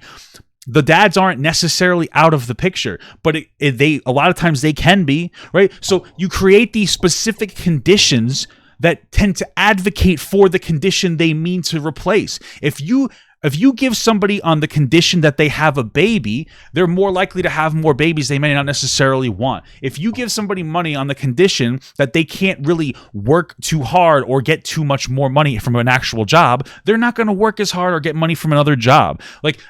You all would do the same thing. If you told me that I'd make $20,000 a year doing absolutely nothing, or $25,000 a year working 40 hours a week, I'm taking the first deal. Fuck that. I'm an individual and I understand. You know what I mean? I'm not going to be stupid. We all try to work as little as possible to get the most outcome. Right? And that's a good point too. My wife's thinking this. We have plenty of social workers. We just don't have enough funding and the correct resources. Social workers are great and they're absolutely necessary, but sometimes we overcomplicate the problem. And investing in more social workers and potential mental health aspects isn't going to solve the fundamental problems that exist. They're not going to get to the root of the problem. And the root of the problem is simply, in a lot of instances, lack of financial resources. It's lack of financial resources. Right? That's what needs to be done. And yes, everybody works their least for the most part, unless they feel like working harder will give them more things, right? So if you work for a long time, if you work in a job that you know is a dead-end job, you work less hard. So you need to provide people the opportunity to feel like they can move up and advance, and they will work harder. These are all incentives. And like I said, what we could do is a universal basic income. I really think it's like the best way to go. I'm tired of the government micromanaging the money. I'm tired. Like instead of just giving it to people directly, they create fucking bullshit social programs that don't necessarily help, or they don't get the best bang for their buck. Give people money, get rid of a lot of like the bullshit middleman infrastructure, and I guarantee you that people have a better idea of what to do with their own money than the government does. And if you're like, well, what if they buy drugs? Oh, well, that's life. Okay. Whether you want to hear this or not, The entire U.S. government is propped up by fucking drug sales anyway. Like, if we really want to get deep into it, it's one of the most unfortunate aspects of the fucking world. It's terrible, but it's the reality. And you know what? Giving people money and financially empowering them is going to reduce. It may not help people who are already drug addicts, but it's going to deter other people from becoming drug addicts because they're not going to have as many stressors in their life. Okay. Because I do think it wasn't marriage became less important. Sex outside of marriage for all of us. But you're not talking about all of us, Andrew. You're talking about. No, you're talking about what I'm saying specifically is that white families today, you see the same thing. Oh, so you're upset about that as well? Of course I am. I'm not blaming them. This is a family question. I don't think you're going to do better if your parents stay at home and take care of you until you leave home. That's just how are you supposed to do that when you work a low-income job and you don't have childcare? Well, it's really tough, which is why we need to address that. Absolutely. But that's what we just talked about. But you acted like that was a nay-nay on him, and he's like, oh, we should address that issue. This guy seems to want to address like fundamental wealth disparity issues, and you're just like, you're pretending he doesn't. You're literally, you're strawmanning him. That's important. I agree. I would spend more on that. I'd spend more on schooling. I would spend more on childcare. But I do not think you can dismiss culture. So that's the point that I'm getting to, Andrew. I think you've been dodging around. What do you mean by culture? There you go. That's finally we got a good question. In which the family unit is not as strong as it might be, and in which the sense of making it. Why is it not as strong as it might be? You're not talking about everybody. A lot of our problems. You're talking about black people. Why do you think you seem to feel like somehow black culture is uniquely destructive to family? Why? I don't. To be honest with you, I'm just telling you that's what is the truth. I mean, listen, when you see that there's like more children born out of wedlock, unfortunately, and like less representation of fathers, like there's an issue there. Now, we might not know the exact reasons why. I think, again, that it's more of a poor problem, but black people are disproportionately poor and dependent on welfare. That's what I would say. So that's how I would fix it, is by reforming our welfare system. Okay. So, like, yeah.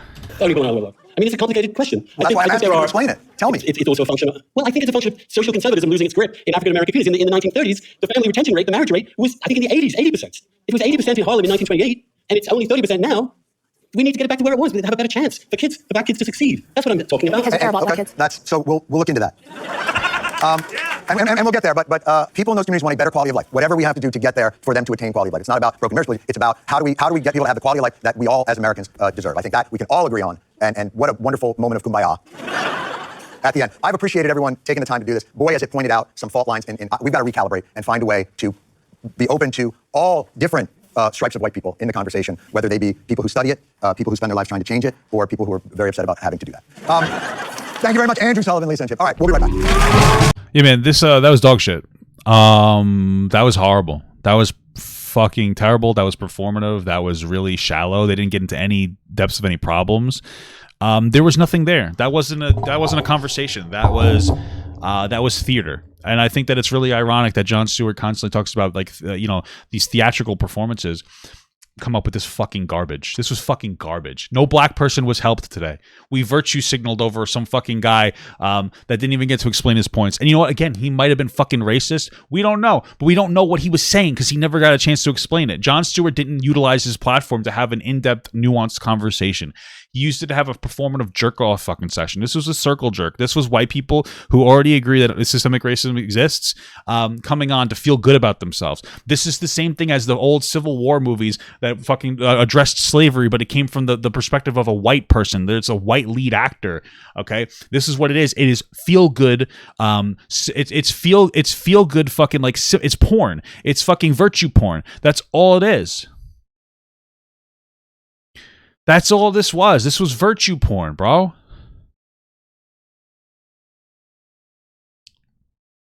So at the end of the day, I think that from what this has shown us is that Jon Stewart is unironically the problem with white people. Thank you so much for watching, guys, and another special shout out to all my Patreon and Twitch subs. If you'd like to support this channel further than you already have by just watching the video alone, go down to the links below where you can sub on my Patreon, which will allow you to get your name on this beautiful black wall. Or you can go to the Twitch page and you can actually use a free Amazon